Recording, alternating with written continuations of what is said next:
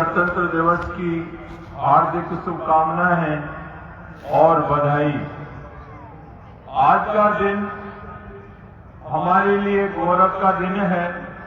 यह यादगार दिन है जिसके लिए हमारे हजारों स्वतंत्रता सेनानियों ने अपना जीवन कुर्बान कर दिया और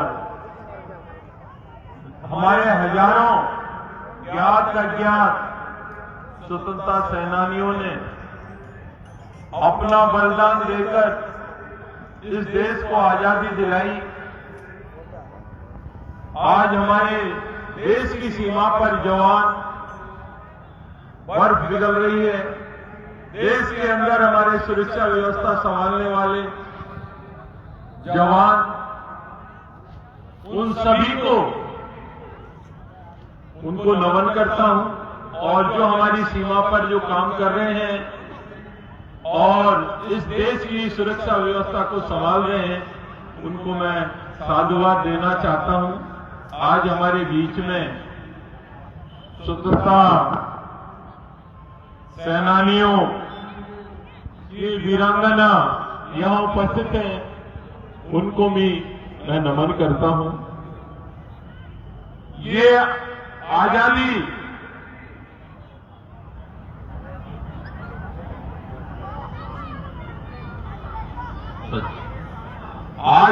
हमें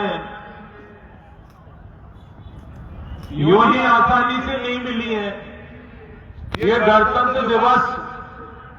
भी हमें आसानी से नहीं मिला है, क्योंकि आज गणतंत्र दिवस संविधान के निर्माता बाबा भीमराव अंबेडकर को मैं नमन करता हूं, क्योंकि उनके महान योगदान से ये संविधान हमें मिला है। इसमें सभी गरीब और पिछड़े सभी वर्गों का विशेष ध्यान रखा गया है, क्योंकि आज हम देखते हैं पूरे देश में विभिन्न तरह की बोलियां बोली जाती हैं, भाषाएं बोली जाती हैं और इसमें सभी धर्मों के लोग रहते हैं। उसके बाद में भी हम एक सूत्र में बंधे हैं, तो उसका कारण है हमारा संविधान और वास्तविक आजादी, जिसको हम कहते हैं कि वास्तविक स्वतंत्रता हमें शुरुआत हमारी 26 जनवरी 1929 में हुई थी, जब कांग्रेस का अधिवेशन हमारे भारत देश में हो रहा था।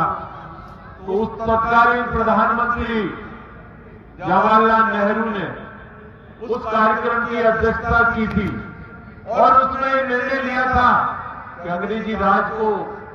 बहाल करें और हमारा पूर्ण स्वराज की घोषणा उस दिन हुई थी। उसके बाद में एक साल बाद में 26 जनवरी 1930 को हमने पहला स्वतंत्रता दिवस मनाने की घोषणा की थी। तो ये प्रयास हमारे लाखों स्वतंत्रता सेनानियों ने सन 1857 से लेकर 1947 तक संघर्ष किया। लाखों लोगों ने अपनी जान की कुर्बानी दी। तो ये हमारे संघर्ष के बाद जो आजादी मिली है, संकल्प ये होना चाहिए कि हमारे देश के निर्माण के लिए, देश की सुरक्षा व्यवस्था के लिए, देश की उन्नति के लिए जब भी जरूरत पड़े ये संकल्प होना चाहिए कि हमें जान भी देनी पड़े तो जान देने के लिए हमें तत्पर रहना चाहिए। क्योंकि जिस प्रकार हमारे स्वतंत्रता सेनानियों ने संघर्ष किया, आम आदमी ने संघर्ष किया और जो हमें संविधान मिला है, ये संविधान का निर्माण बाबा भीमराव अंबेडकर के साथ में जो कमेटी थी 2 साल 11 महीने 18 दिवस में पूरा हुआ था और ये दुनिया का सबसे बड़ा संविधान, लिखित में बड़ा संविधान है। और इस संविधान में जो विशेषता की गई है कि आम नागरिक के अधिकार क्या हैं, और अधिकारों के साथ में इसमें कर्तव्य को भी जोड़ा गया है। तो ये दुनिया का सबसे बड़ा लिखित संविधान है, और ये जनता और जनता के लिए, जनता के द्वारा,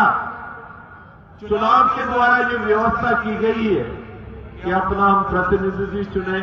अपनी सरकार चुने, और उसके साथ साथ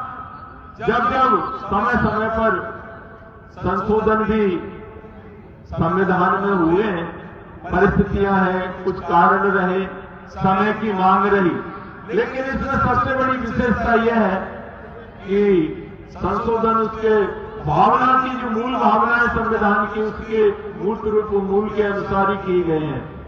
कोई भी सरकार आएगी, सरकार रही है, आगे भी रहेंगी,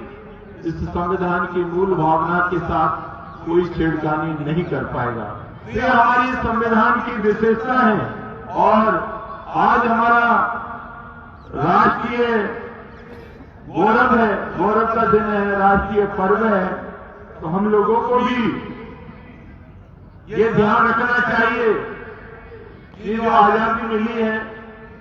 और कितने लोगों ने कुर्बानियां दी हैं, और इस संविधान को अनुरूप हमें चलना है। इस देश की उन्नति को कैसे हम आगे बढ़ सकते हैं, हमारी जिम्मेदारियां क्या हैं, हमें कैसे काम करना है, हम सब मिलकर इस देश के उत्थान के लिए, इस राज्य के उत्थान के लिए, इस जिले के लिए ज्यादा से ज्यादा हम सब मिलकर विकास की ओर बढ़े। हमारे गरीब जो लोग हैं, तबके के लोग हैं, उनकी आर्थिक स्थिति कैसे मजबूत हो, इस प्रदेश का समग्र विकास कैसे हो, इन पहलुओं पर हमारी भी जिम्मेदारी, हमारा भी दायित्व है। तो मैं इस मौके पर जो कहना चाहूंगा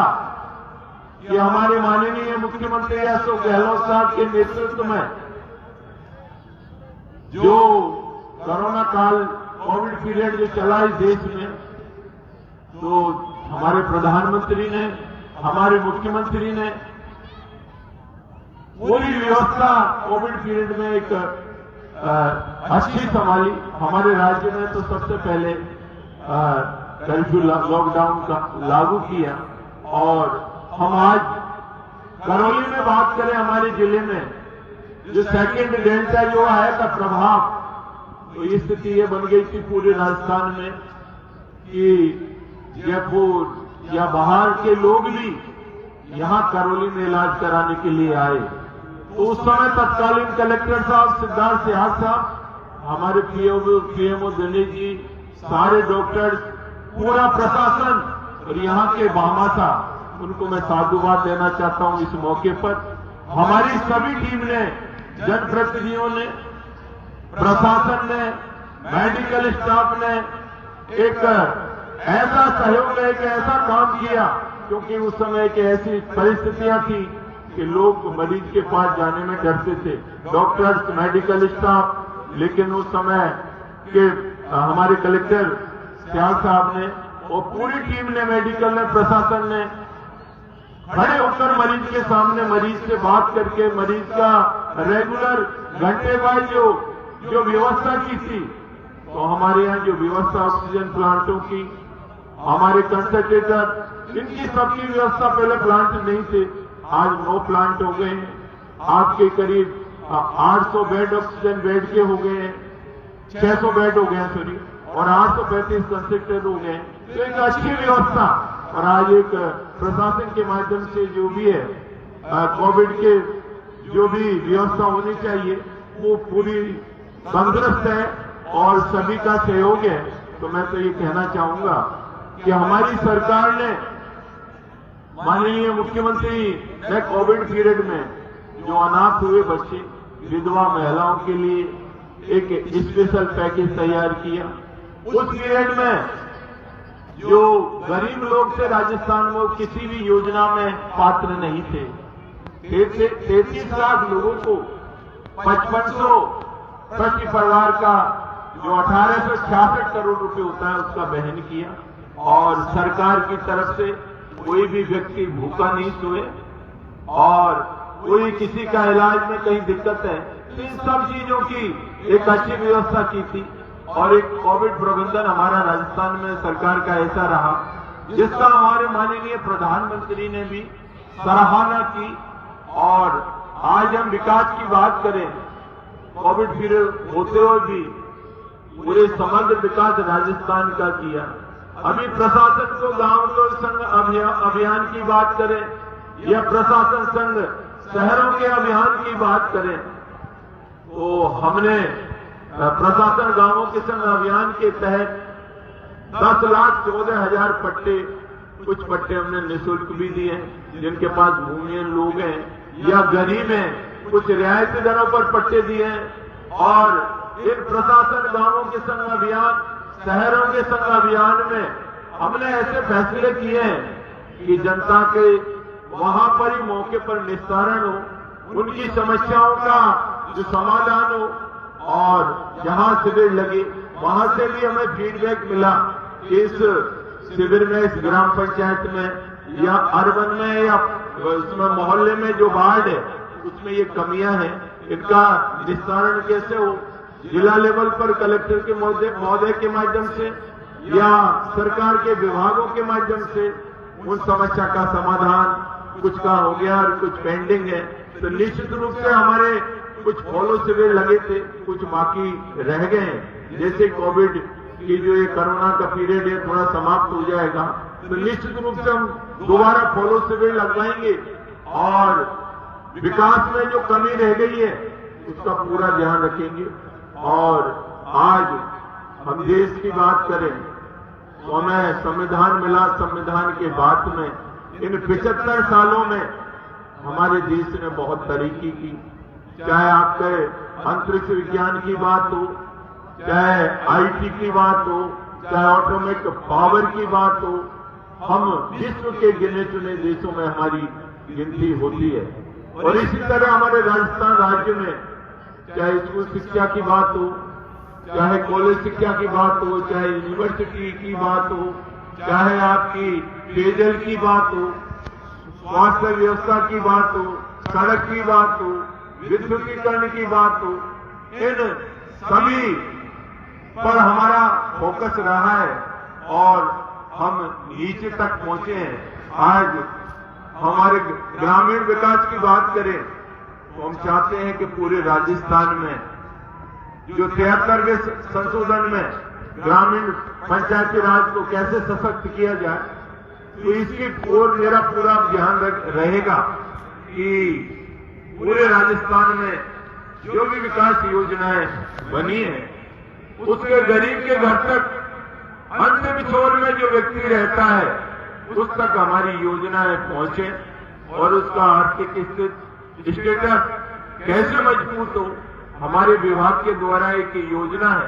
राष्ट्रीय ग्रामीण आजीविका, जिसमें हम महिलाओं के सशक्तिकरण की जो डिमांड है पहले चल रही थी वर्षों से, आजीविका जो योजना है, हम चाहते हैं कि करौली जिले में, वैसे तो राजस्थान में 27 लाख महिलाओं को हमने जोड़ा है, लेकिन करौली में मैंने अभी पिछले समय जब आया था तो मैंने थोड़ी सी समीक्षा की। करौली जिला पिछड़ा हुआ है, तो हम चाहते हैं कि ज्यादा से ज्यादा हजारों की संख्या में इस जिले की महिलाएं इससे जुड़े, उनको रोजगार कैसे मुहैया करा जाए, हमारी महिलाओं का सशक्तिकरण कैसे हो, महिलाएं कैसे रोजगार के माध्यम से कैसे आगे बढ़े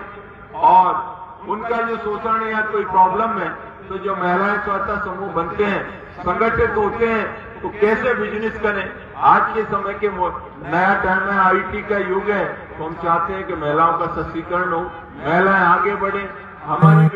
जो सहायता समूह है उनको हम बैंकों से लोन दिलाएं, उनकी आर्थिक स्थिति अच्छी हो, परिवार के संचालन में उनको कोई मदद नहीं हो, ऐसी व्यवस्था में मैं करना चाहता हूं। और मैं कलेक्टर साहब से, हमारे जो पंचायत राज के अधिकारी हैं, उनसे चर्चा करके इस जिले में एक ऐसा प्लान बनाएंगे कि करौली जिला जो पिछड़ों की गिनती में आता है देश में,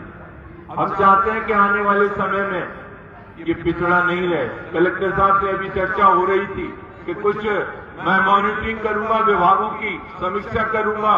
कि कैसे हम पिछड़े से आगे आए और इस जिले में ज्यादा से ज्यादा विकास हो। वैसे भी हमने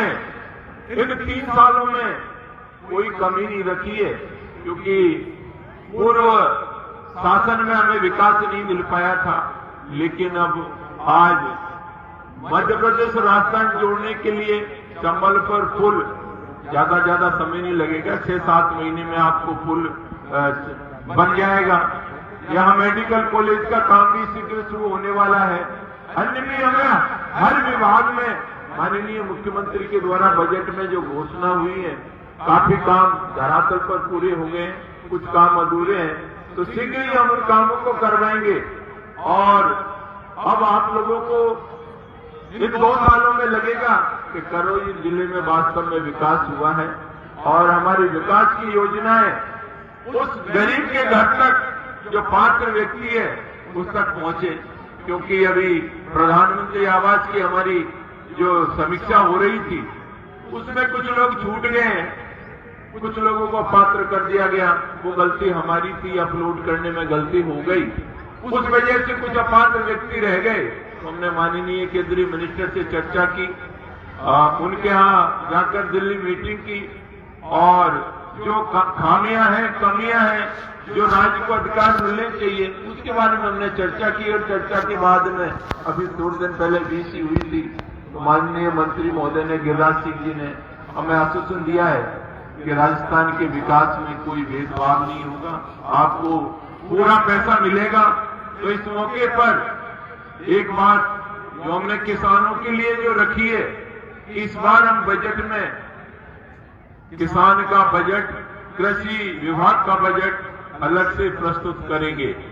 दूसरा, अभी किसान जो लोन नहीं चुका पा रहे थे तो उसमें दिक्कत आई थी अभी, तो उसके लिए भी हम एक नई नीति ला रहे हैं कि किसान को गिरफ्तार नहीं किया जाए। और इन 5 सालों में हमने किसान के लिए जो बिजली की दरें एग्रीकल्चर के क्षेत्र में नहीं बढ़ाई है, तो आगे भी नहीं बढ़ेंगी। हमने 20 लाख किसानों का कर्ज माफ किया, जिसमें अल्पकालीन था, मध्यमकालीन था और दीर्घकालीन ऋण माफ किया। तो आने वाले समय में हम देख रहे हैं कि जैसे हमने इस साल अति पिछड़े वर्ग को 5% आरक्षण दिया और ईडब्ल्यूएस में 10% आरक्षण दिया, तो इस तरह की जो व्यवस्था है, माननीय मुख्यमंत्री, हमारी सरकार, जो आपने अभी माननीय राज्यपाल का जो भाषण आप हमारे अतिरिक्त जिला एडीएम साहब के माध्यम से आपको सुनाया गया है, पढ़ा, और आपको अब देखेंगे तो आप ऑनलाइन भी देख सकते हैं कि हमारी सरकार ने कोविड महामारी के पीरियड में भी विकास में कोई कमी नहीं रखी है। चाहे सीएचसी की बात हो, चाहे पीएचसी की बात हो, चाहे हॉस्पिटल्स में बेड बढ़ाने की बात हो और जिला अस्पताल बनाने की बात हो, चाहे बिजली के क्षेत्र में जीएसएसओ की बात हो, जीएसएस की निर्माण की बात हो, पीडब्ल्यूडी में सड़कों की निर्माण की बात हो, शिक्षा विभाग में आपके महात्मा गांधी अंग्रेजी स्कूल खोले जा रहे हैं, तो सभी विभागों में हमने कोशिश की है कि पूरे राजस्थान में समग्र विकास हो और ये जो गरीब लोग हैं, आम जनता है, उनके अधिकारों का कोई हनन नहीं हो और आम जनता का विकास हो, गरीब के घर तक विकास पहुंचे, ये हमारी प्राथमिकता है। तो एक बार मैं पुनः आप सभी को, इस प्रदेश के देशवासियों को कहना चाहूंगा कि हमें जो संविधान मिला है उसका संकल्प ये होना चाहिए कि देश के गौरव के लिए, देश की उन्नति के लिए, देश की रक्षा के लिए यदि हमें जरूरत पड़े तो उसके लिए बलिदान देने के लिए हमें पीछे नहीं हटना चाहिए। और ये हमारा संकल्प होना चाहिए कि हमारे राज्य का विकास कैसे हो, हमारे जिले का विकास कैसे हो, हमारे देश की उन्नति कैसे हो। इसी के साथ मैं पुनः जो हमारे स्वतंत्रता सेनानी शहीद हुए